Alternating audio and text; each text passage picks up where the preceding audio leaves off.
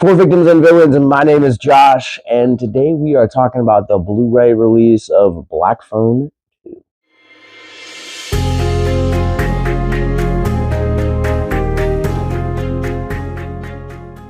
So Black Phone 2 takes place a little bit after the events of the first Black Phone, in which we find siblings Finn and Gwen essentially facing off with the grabber, but in a different context. This almost kind of feels like an origin story for him in certain ways, but let's get into it. So take everything that you remember about the original Black Phone and kind of flip it for the Black Phone 2.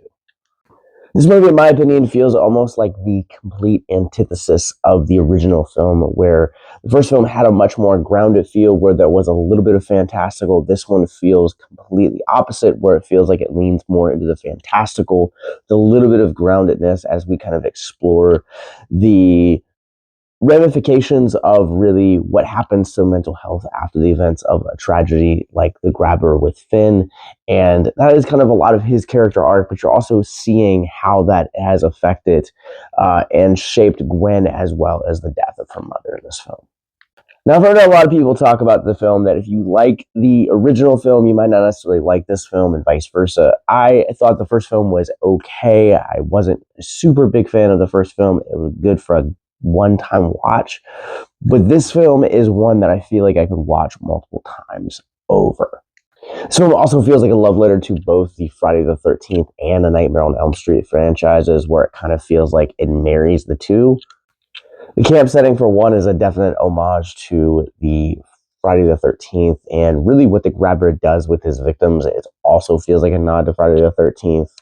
But the playground in which the grabber actually kind of has his fun, let's say, really does feel like an homage to A Nightmare on Elm Street, and the entirety of the relationship between the grabber and Gwen definitely feels like it harkens back to Nancy and Freddy. Pacing-wise, I thought this movie was probably about 80% done, felt like consistent enough. There were definitely some times, and I'll kind of talk about the experimentation of this film in just a second, but there were definitely times where I definitely felt like the pacing of this movie definitely suffered when it came from its almost artistic substance that Scott Derrickson tries to inject into the film.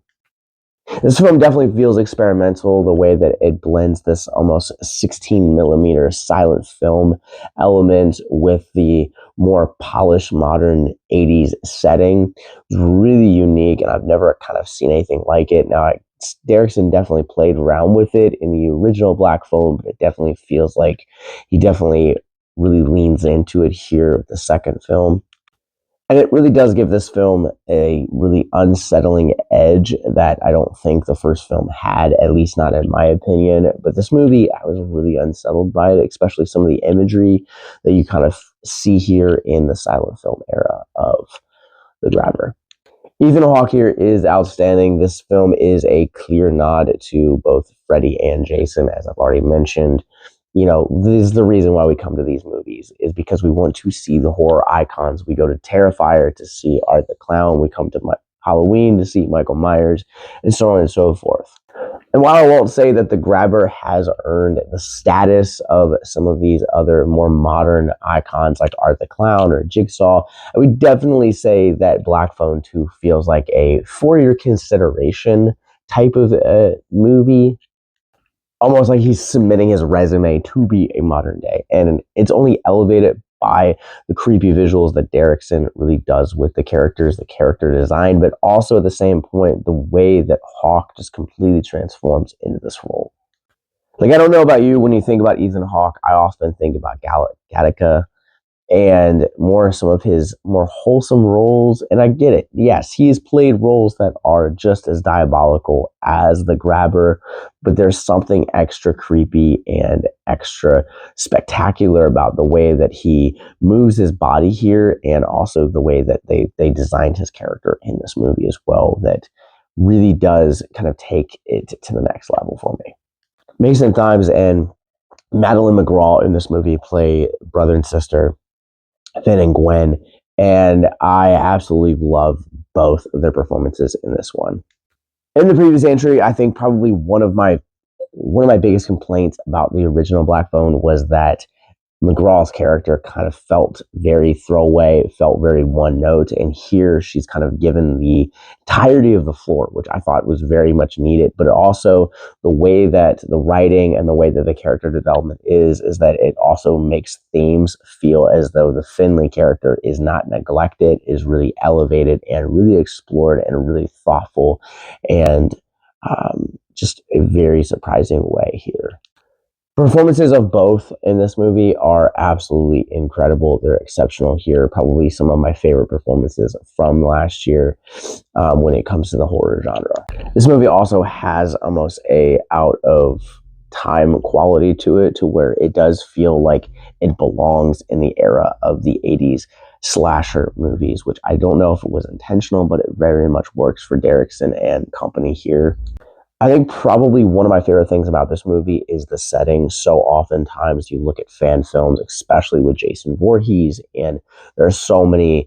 We want to see it happen during the snow. We want to see it happen during winter, and that winter setting really does take the film to new and unexpected places here.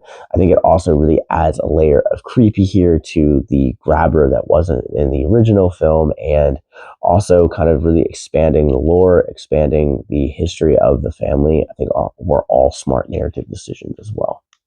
Like, I really enjoy the fact that this isn't just a straightforward with the grabber finds a way back to these kids type of deal, but we're actually exploring family history, family dynamic, but also at the end, we're really kind of also giving this prequel and explaining the grabber and where he started and his origins as well. And I think the mix of all of that really made Black Phone 2 an incredible film from last year. With that said, I am ready to run this one through our Rorschach rating scale. I'm going to go ahead and give Black Phone 2 a 4 out of 5. Overall, I thought this movie was a solid leg up from the original film. Ethan Hawke is creepy as fuck here. Performances from our young cast are exceptional, and the way that Derrickson combines these 16 millimeter silent film elements to the more polished look of the 80s period piece are absolutely visually stunning, but also just captivating from a story perspective. I really loved the way that this narrative really explores kind of the aftermath of the first film, but also all while also really fleshing out the characters and our core cast of characters and really kind of their beginnings as well as the grabber's origins. I thought that this movie makes a lot of smart decisions. Character design and setting also are elevated here as well. So with that said, again, 4 out of 5, and this is available now on Blu-ray, DVD, and digital, wherever you guys get your movies. And now it's time for mental health. If you guys are new to our content, Mental Health Moment is where we take a theme of mental health out of the film which we're reviewing, talk about it for a few moments in the hopes to deconstruct the stigma surrounding mental health.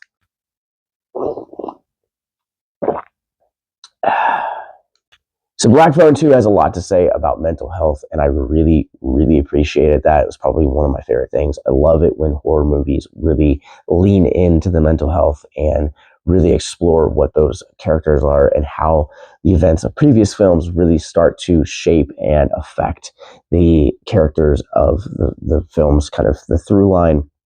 And really how we see this. And one of the things that I think this film does really smart is it takes it back. It takes it back not only to the origins of the grabber, but even smarter, we also get to see the origins of Finn and Gwen's mom, and really ultimately how trauma can also sometimes be intergenerational.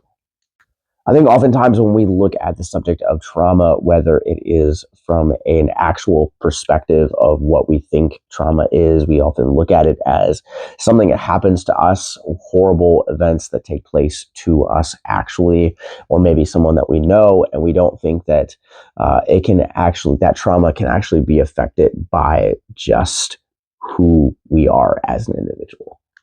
At least in my experience, that's often the way that I have thought about trauma, and it's only been more recently, and especially with some of the films that I've taken over the last year or so, where I've actually see that trauma can be generational and it can hold its breath and also kind of pass through when it needs the next generation when it needs to come up for air. I think it's something that Black Phone 2 really captures really well. One of the things that I think this film does extremely well is the way that they use kind of Gwen as this anchor and almost kind of puts this audience in it, because not only is she attached to Mom's and the exploration of what Mom's trauma is like with past and previous, but also at the same time, the way that we are seeing that suppression and that anger from Finn from the events of the first film. And I kind of want to just also throw this out there as a cautionary. It's really easy. Also, we see this with Gwen, and I think it's also very easy to get wrapped up in the trauma of others and in the sometimes unhealthy healing journeys of others as well. We see how easy it is that she connects to Mom as well, almost kind of serving as this tether, but also at the same time, seeing the way that she's watching firsthand how a lot of that trauma and a lot of the events of the first film and how they've shaped the Finley we meet in this film, also how it also develops unhealthy habits for him as well. And on the flip side of that, in the film also, one of the things I think this film explores really well is also how suppression of trauma really also has an effect on it. We look at the father figure in this and how he was really borderline abusive in the first film, but also at the same time was also a struggling alcoholic. And you kind of see that lingering throughout the course of this film, but also how that has shaped him and the relationship and the dynamics that he has with his kids. And there are moments where he has found it that it's easier to suppress it or not to address it than to actually have these generations. Part of trauma, it breaks down when we have conversations, when we talk about it, when we embrace it. I'll be the first to say that it is incredibly awkward to talk about such topics as mental health, sexual assault, depression, suicide, etc. But if we are wanting to learn from the past and really the intergenerational history that mental health has or trauma has had, or insert the blanks here, we need to be having those conversations with our loved ones, with our parents, and also with the next generations that come up, so that if there is things that the previous generation has done in terms of trauma response that they can maybe consider a mistake or regret, we can have those conversations and we can really raise up and move forward with them and learn from them. If you or someone you know is struggling with suicide, addiction, self-harm, or depression, please click the links in our show notes below to check out our mental health resource library. The Black Phone 2 is now available on Blu-ray, DVD, and digital. Will probably be streaming soon on Peacock. If you guys have seen Black Phone 2, comment below. Let me know what you guys thought about it. And until next time, remember to stay classy. Have a good night.